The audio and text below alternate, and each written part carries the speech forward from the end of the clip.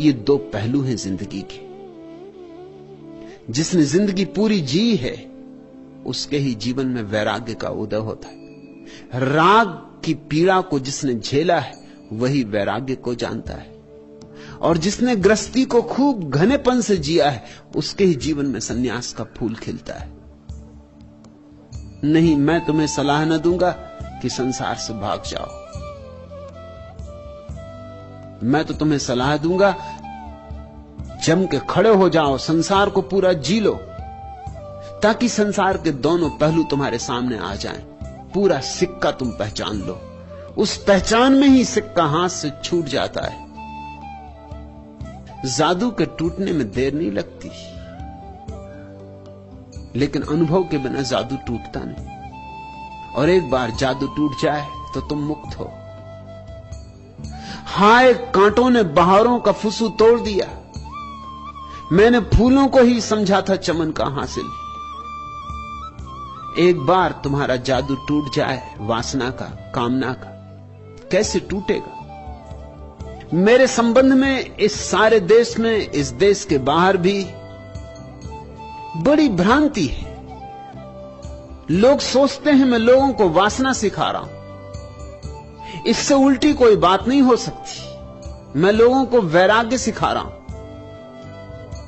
लेकिन वैराग्य फलता ही तब है जब लोग वासना से परिचित हो जाते, नहीं तो वैराग्य फलता ही नहीं। जो वासना से अपरिचित विरागी हो जाते हैं उनके भीतर राग सुलगता ही रहता है, छिपे छिपे धुआं उठता ही रहता।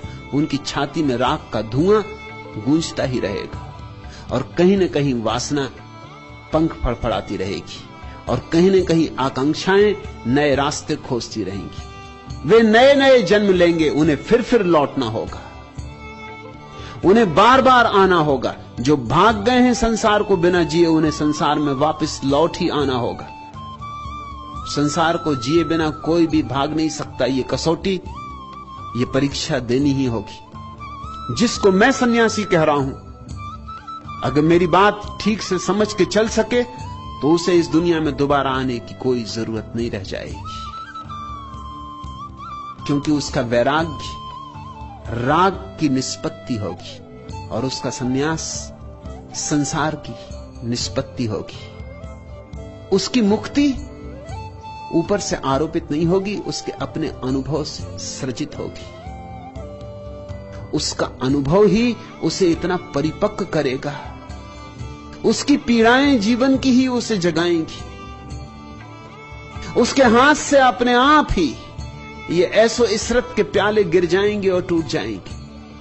उसके हाथ से अपने आप ही ये जीवन के भोग के वाद्य टूट जाएंगे, इनके तार उखड़ जाएंगे, और ये इतने चुपचाप हो जाएगा। शोरगुल न मचाना होगा, शोभा यात्रा न निकालनी होगी, वैराग्य का कोई प्रदर्शन न करना होगा।